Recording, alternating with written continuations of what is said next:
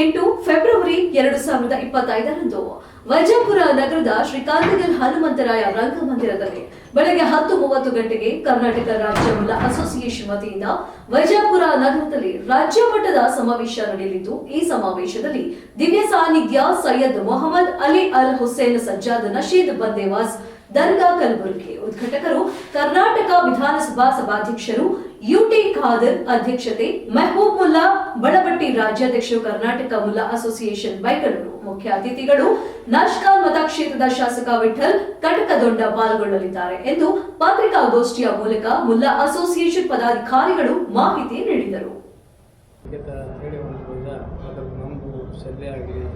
ನಮ್ಮ ಧ್ವಜ ಆಗಲಿ ಅದರದ್ದು ಒಂದು ಬಣ್ಣ ಕೇಸರಿ ಮತ್ತು ಹಸಿರು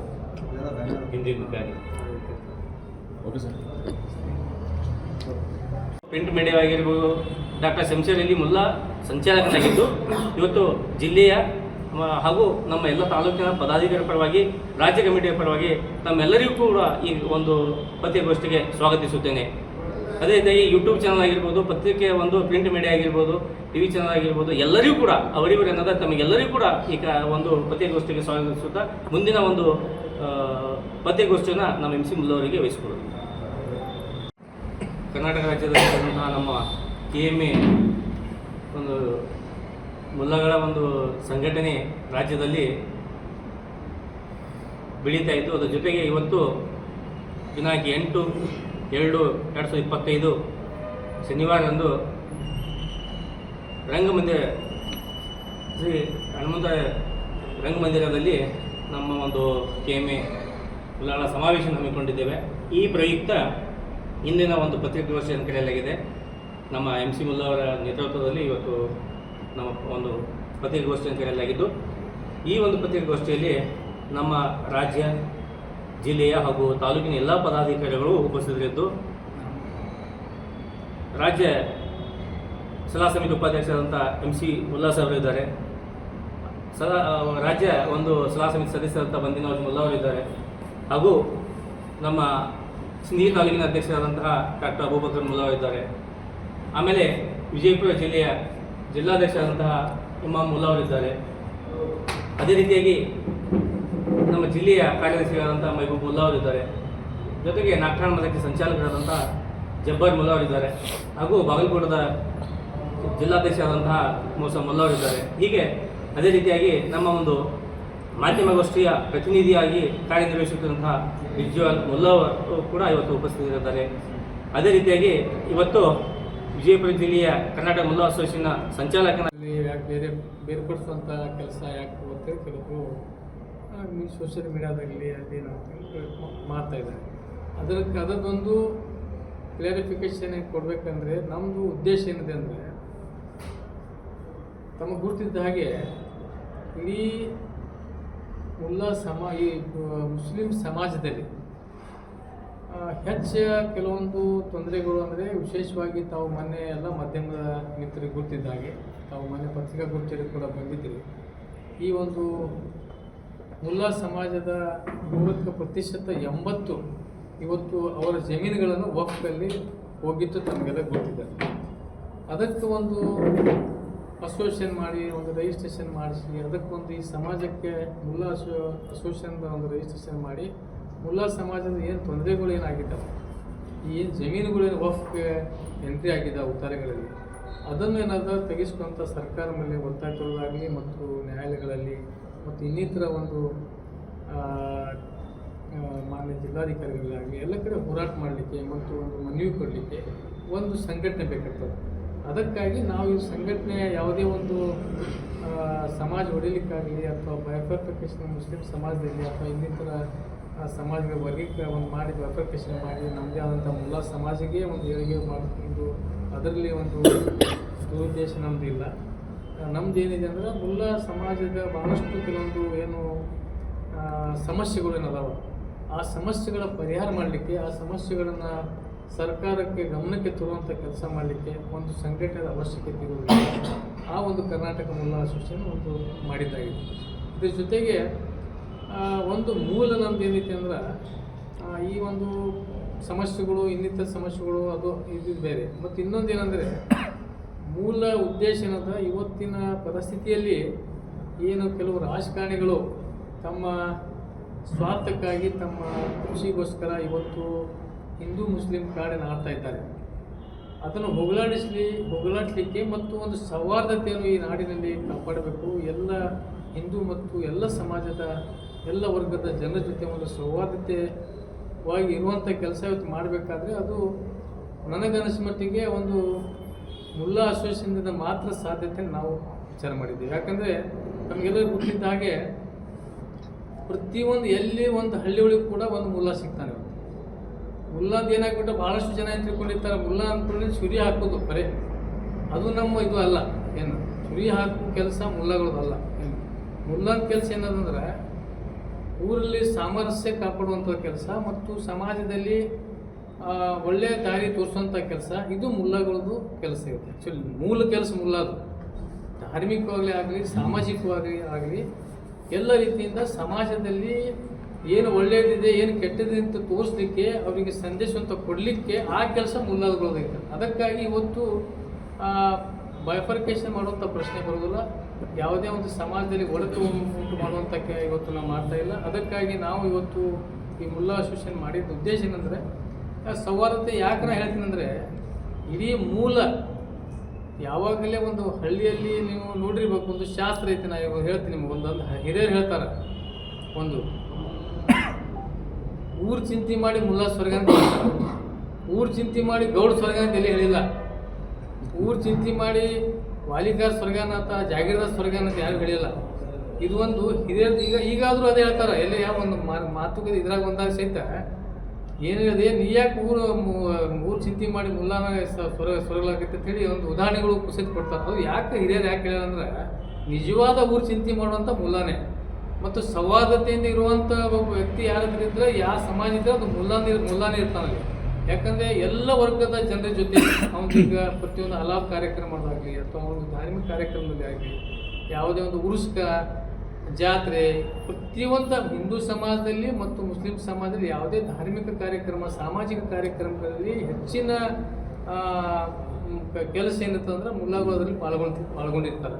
ಅದಕ್ಕಾಗಿ ಎಲ್ಲರೂ ಇವತ್ತು ಇದು ನಮ್ಮ ಮೇನ್ ಉದ್ದೇಶ ಏನದ, ಈ ನಾಡಿನಲ್ಲಿ ಹೆಚ್ಚಿನ ರೀತಿಯಲ್ಲಿ ಇವತ್ತು ಸೌಹಾರ್ದತೆ ಏನದ, ಎಲ್ಲ ಜನ ಎಲ್ಲ ಸಮಾಜ ಜೊತೆ ಸೌಹಾರ್ದತೆ ಯಾವ ರೀತಿ ಮೂಡಿಸ್ಬೇಕೆಂಬುದನ್ನು ಪ್ರತಿ ಹಳ್ಳಿಯಲ್ಲಿ ನಾವು ಅಂಥ ಒಂದು ಕಾರ್ಯಕ್ರಮಗಳು ಮಾಡೋದಾಗಲಿ, ಅವರ ಸೌಹಾರ್ದ ಎಲ್ಲ ವಿವಿಧ ಮಠದ ಸ್ವಾಮೀಜಿಗಳಲ್ಲಿ ಎಲ್ಲ ವರ್ಗದ ಸ್ವಾಮೀಜಿಗಳಿಗೆ ಮತ್ತು ವಿವಿಧ ಸಮಾಜದ ಮುಖಂಡಗಳಿಗೆ ಕರೆಸಿ ಎಲ್ಲ ಪಕ್ಷಾತೀತವಾಗಿ, ಇದು ಇನ್ನೊಂದು ವಿಷಯ ಅಂದರೆ ಇದರಲ್ಲಿ ಇದು ಜಾತ್ಯತೀತ ಮತ್ತು ಪಕ್ಷಾತೀತ ಸಂಘಟನೆ ಇದು ನಮ್ಮದು ಕರ್ನಾಟಕ ಮುಲ್ಲಾ ಅಸೋಸಿಯೇಷನ್.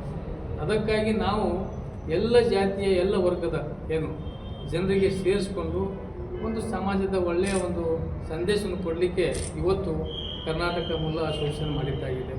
ಅದಕ್ಕಾಗಿ ತಮ್ಮಲ್ಲಿ ಮತ್ತೊಮ್ಮೆ ನಾನು ಮಾಧ್ಯಮದ ಎಲ್ಲ ಸ್ನೇಹಿತರಲ್ಲಿ ವಿನಂತಿಸ್ಕೊಳ್ತೇನೆ, ಈ ಒಂದು ಏನು ನಮ್ಮ ಕಾರ್ಯಕ್ರಮ ಇದೇ ದಿನಾಂಕ 8 ಫೆಬ್ರವರಿ 2025 ಶನಿವಾರದಂದು ಬೆಳಿಗ್ಗೆ 11 ಗಂಟೆಗೆ ರಂಗಮಂದಿರದಲ್ಲಿ ನಡೀತಾ ಇದೆ.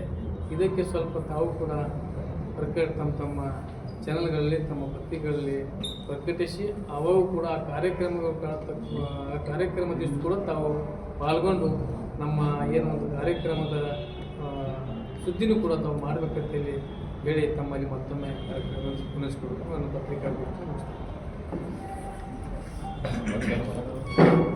ಸ್ನೇಹಿತರಿಗೆ ಮತ್ತೊಮ್ಮೆ ಸ್ವಾಗತವನ್ನು ಕೊಡ್ತಾ, ಇವತ್ತಿನ ಪತ್ರಿಕಾಗೋಷ್ಠಿ ಕರೆದಿದ್ದ ಉದ್ದೇಶ ಏನಂದರೆ,